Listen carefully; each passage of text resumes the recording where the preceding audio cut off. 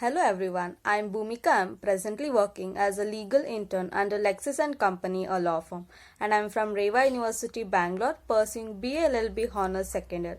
So let us start off today's topic for the discussion, and today I am going to discuss a very interesting topic, that is, we all know that Consumer Protection Act is there to protect consumers from all the problems that are created in the marketplace or by the service providers as such.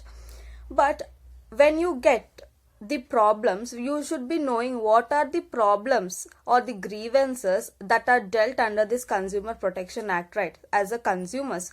So this is the topic that we are going to discuss, that is, what are the grievances that are dealt by this Consumer Protection Act. So under what all circumstances you can file a complaint under Consumer Protection Act in the consumer courts. Okay.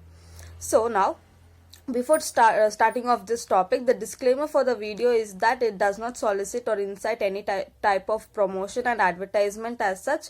It is solely for the educational purpose, and it is according to the guidelines issued by the Bar Council of India. So with this disclaimer, we will start off today's topic for the discussion. And so now, under what all circumstances a consumer can file a complaint? First and foremost thing is that if any unfair trade practices are carried out by the trader, okay, or the seller as such.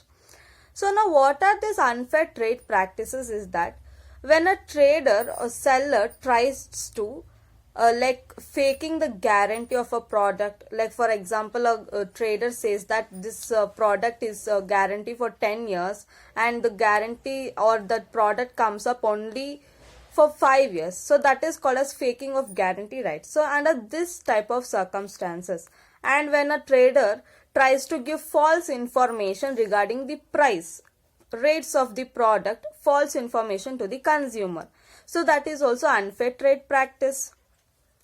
And also when the trader will misrepresent the product that is shown in the advertisement is totally different, and the product that is sold or delivered is totally different.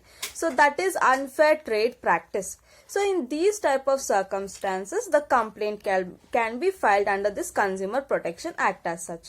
And the next circumstances is that when there is deficiency in the service and when there is defect in the goods which is delivered or which is sold. For example, when we take up the goods thing, so that time what is the deficiency as such is, like if you for example, I like to take an example. So for example, if you buy a skincare product and it damages your skin, or the chemicals used is like so much, and that is a defective good, right, because it is having an impact on the health of the consumer. So as such, and when the services are deficient, you think that if you buy a fridge and a person, service provider, will come to your home to tell about the fridge and he didn't convey the proper message to you regarding that refrigerator, use of that refrigerator, the service provided is not so good, and he misled that the information, and then you do something with that and the disaster happens.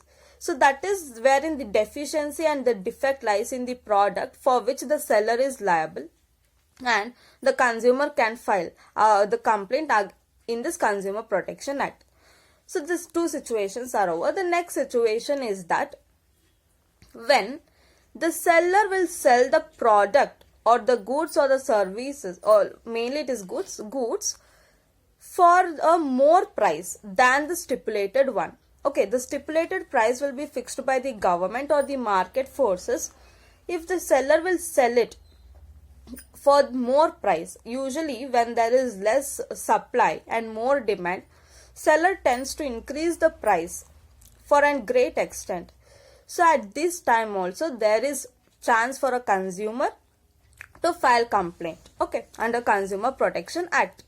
And then the next one is when the seller is selling hazardous goods for the which is very hazardous or dangerous to the health and hygiene of the consumers as such.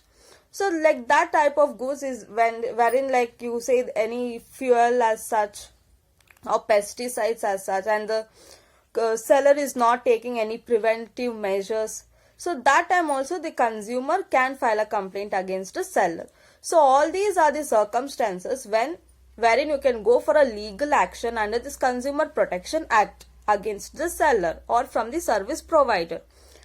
So now we can conclude by saying that instead of going to this huge legal process and all, we need to follow one responsibility as being a consumer, is that buyer beware, and to follow consumers' responsibilities while purchasing any goods or availing any services, instead of going to any legal action, which will be a lengthy process as such. And also the fee or the charges also will be very high as such. If you go for district consumer councils as such to deal with it, the prices or the fees charged is very high.